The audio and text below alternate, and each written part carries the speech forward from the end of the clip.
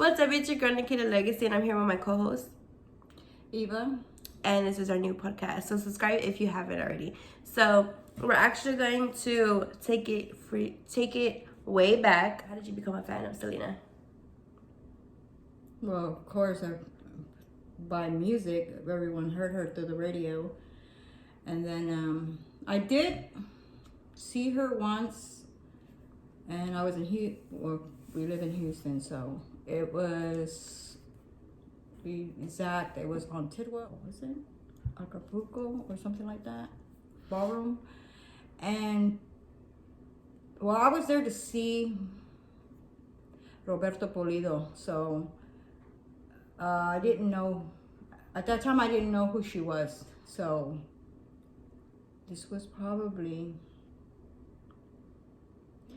89 then.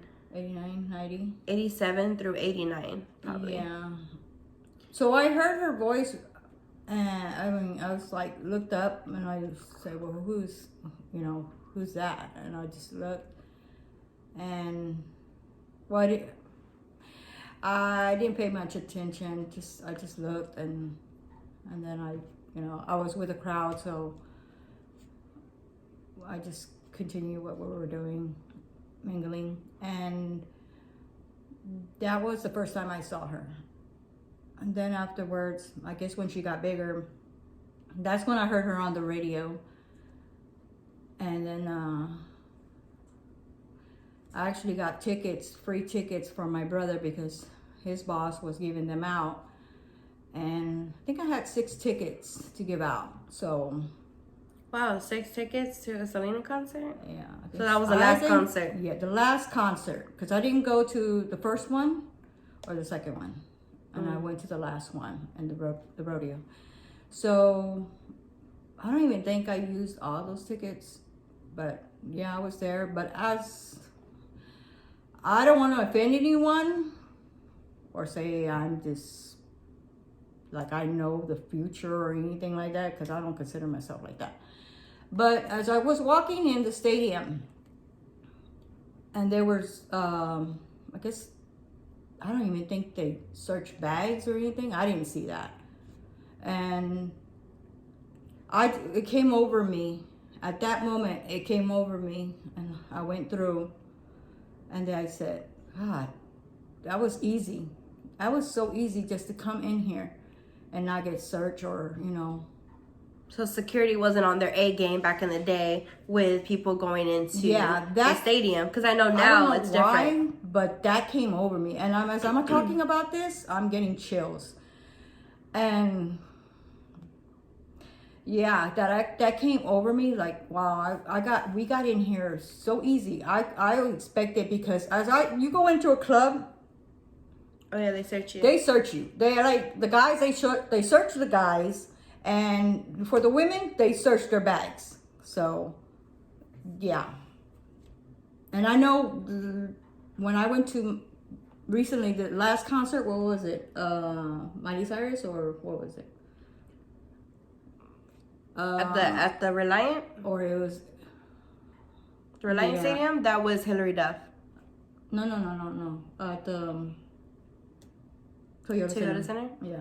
Miley Cyrus. When we were sitting way at the top. Yeah, they searched our bags. They searched our bags and made sure. We even went through metal detectors. Yeah. They were through. That's what came over me. The thought in my mind. Wow, that was so easy. And I was surprised when now getting to the performance. Wow, it just blew me away. It surprised me when she did that disco melody. I was like, wow, this is awesome. I was into it. I mean, people were into it. The crowd was, it was just amazing. And Selena was born in the 70s, 71. Yeah. So that would make sense of her. That was my experience at the rodeo. But I just wish, I had footage of it when she passed away. And there was a lot of speculation, like, who might have did it and why and all this. But when I was at home, sitting on the couch, and we overheard it. I guess it was over the radio or the news. Mm-hmm.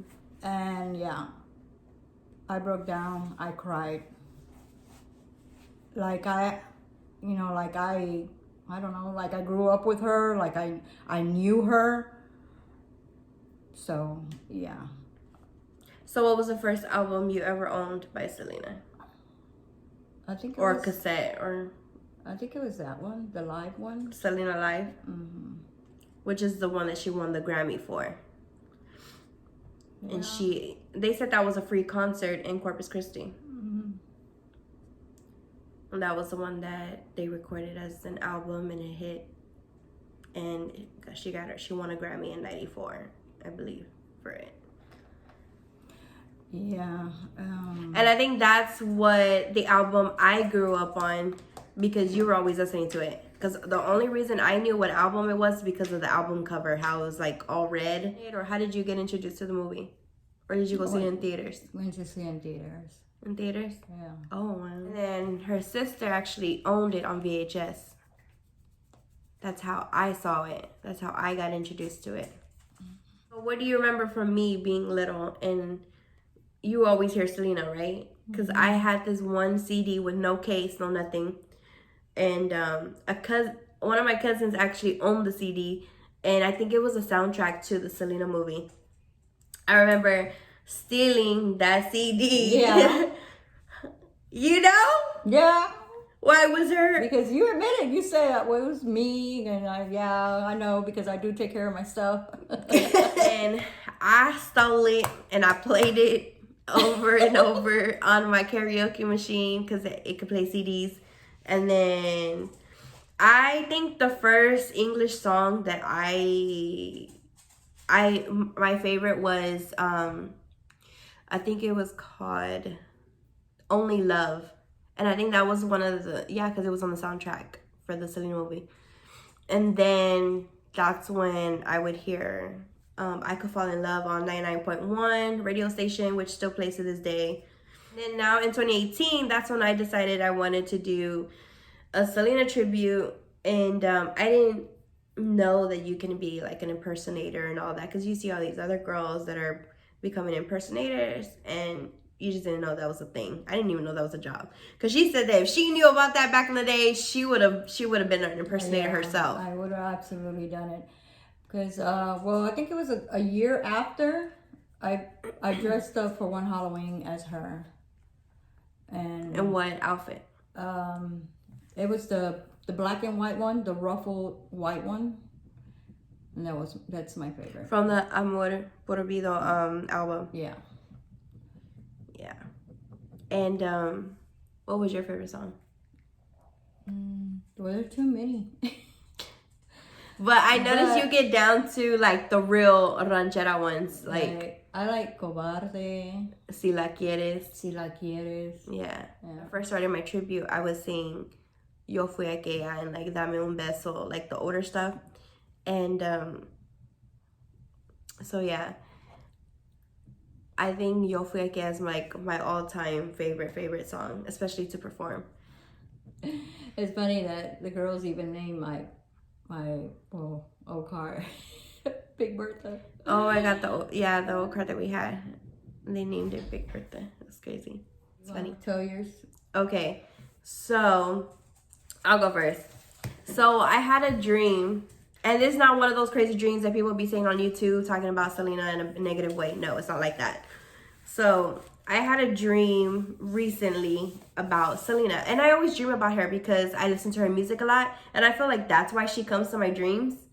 Like, that's why I see her in my dreams, because of the fact that I listen to her music like constantly. But in this particular dream, we were like somewhere like on this ranch, and it was open space. It was outside. She was on stage. There was like a little bitty gate dividing her and the people, but it wasn't that many people. That's the thing. It wasn't a lot of people. And what happened was that she came up to me and she was singing, but she was going like this, and she was singing, but she was pointing like for me to go over there. And I was like she was leading me, guiding me somewhere, like telling me to go. And I was like, what? So I finally go, where she finally stopped singing. She said, come over here. And then she wanted me to follow her. What happened was that I bumped into her parents. And I don't know. It was just weird. Like, they were guiding me as well. Like, they were... I remember I was trying to squeeze in through a small gate to get in the gate. And they said... And her dad was like, go through here. And then, I don't know. I just went through the gate. And then I think I fell, or I was just crawling on the floor to get through. And then, I don't know. It was weird. And then her dad was like... He said something like... Yeah, there's this hole. It's like a rock and everything. I don't know. He was just talking about the hole that I had to crawl over to get to. I don't know.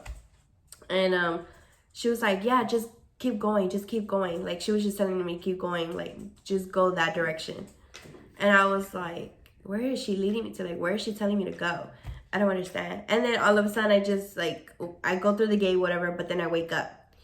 And then I think that's when I told you about it. Or no. You texted me, and then you said I had a dream about Selena, and I was the same part.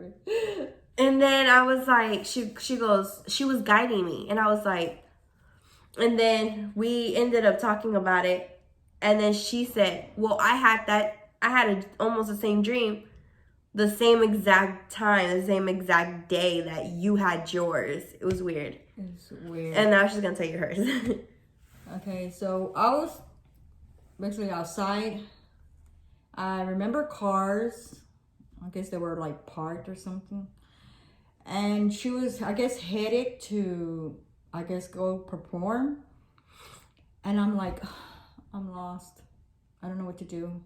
Like, where do I go? What do I do? I don't know why I was lost. If, I guess I was going to go see her, or I don't know. It seemed to me, in my dream, like it was more like I was looking for direction. Where do I go? What was my next step? I guess in life. And I said, I'm lost. I don't know where to go. And then she turned, she stopped, and she goes, keep going. Keep going. Don't give up. This is the way to go. So she was guiding me. She was telling me to go. Just keep going. And I'm like, okay. And then she was giving me directions how to get there. And I guess I was like, like amazed, or like, wow, who was I seeing? And, I was, talking to her and, seeing her in my dream. But at that time, I wasn't more like, I didn't know, I didn't know I was dreaming. It felt real. So, but then I eventually, I woke up and I was like, what? That's weird. And I never dream her. And that's when I brought it to her attention, and I asked her, or told her, you know what? I dreamt her, and she was guiding me. And then she says, I had the same dream, and she was guiding me. And I was like, wow. Yeah. And I feel like a lot of times that when I'm thinking something, when you're thinking something, I say it out loud. And it's literally an everyday constant thing. And I think it has to do with our connection. But it's always on point. It's always on point. Always. And then just recently, which is today, I mean, it didn't even take, not even I think it was like a millisecond. I think that's what you call it. It's like right away she said it. And I'm like, get out of my head. But I'm going to be honest with you. I can look at her. We can sit in silence, and I can look at her. And I never tell you this. But I can look at you, and I can feel what you're thinking. I can already know what you're thinking, like that. It's just like I can feel. I know what she's thinking already. Like if I have for an example, I'll be like, oh, I have the music on too loud, and I'll be like I would think that, right? And you'd be driving, and I wouldn't say nothing. I'll just lower the music down because I feel like I know what she's thinking already. Why? That's weird. It's just... Like it's weird, like I know, but I don't ask you like, hey, are you thinking that I have the music too loud? That about the dream. After when I woke up and I spoke to her and asked her and she said that she had the same dream. Now that kind of creeped me out. Yeah. Meaning that she was, what if she was, I don't know, because the way Millie had brought it up saying, well, maybe she was in your dream, but y'all hadn't met up and y'all were both supposed to meet up. You told Millie and go to the drink. Yeah, I had told her, you know what? I dreamt the same thing as Nikita, and she's like, well, maybe y'all were supposed to meet up in the dream. I was like, I wonder what would happen if we did meet up. Like, what would happen? Maybe, oh, that's freaking weird. I've never thought of that. That's why when she said that, I think that's we were supposed to meet up in the dream. That I guess we were probably we're going the same direction. It could be Selena's probably guiding us to find each other, or like in the dream, or sending us both the same direction because we're both, I would think, and this is going to revolve in our real life, in the real world. We're both on social media. We're both trying to strive for something. We're both influencers. So, you know what I mean? So I think us going the same direction, we're going to get the same results. Mm-hmm. You know what I mean? And we're both each other's motivation to keep going. Because like there's sometimes I'll be like, like social media, like I really don't want to be on it because this and this and that. And then she'll be like, no, don't give up, keep going. And then when she has a hard time, then I be like we're each other's motivation, we're each other's, it's just that connection. Yeah. And it's literally the bond that I thought we would never have. Like, and I never thought she would want to be on social media. Like, she has a YouTube channel, she has a TikTok, Instagram, and all that will be linked down below in the description. And so is my platform, but yeah, so we just wanted to film this video to show you guys, to actually tell you guys, about Selena and how we became a fan and everything. Because I became a fan of Selena since like the age of like what? Probably when I can remember. So probably like what, 3? Yeah. Because I would sing. I'm gonna be honest. I used to sing her music like not knowing what the lyrics are. Like I didn't know Spanish like that, and honestly, I started listening to her music not knowing who she was or not even what she looked like. To be honest, I thought I thought J-Lo was Selena, Like, that's weird because that's everybody says when they watch the movie. And then she finds out the truth and she gets broken. Yeah, I started crying like oh my God, this is, because I remember my aunt saying, no, this is a real story about a real girl. Like, that's really what happened. I just thought it was very interesting that we had the same dream. And we thought we should share that with you guys. I wanted to share that with you. And so if y'all have any topics you want us to talk about, like any chisme you want us to get into, comment down below, because this woman here don't have no filter and she'll say it like it is. She'll even throw me under the bus just to get where she going. Follow us on social media. Welcome to our podcast. Yeah. So don't forget to hit that like button. And subscribe if you haven't already. We will definitely probably do challenges, no? Maybe some giveaways, like once a month or something. We could do a giveaway. So that's it for this podcast. Okay, bye. Okay. I don't know. She's like positioned a certain way. No. Because she don't even say it. Akira.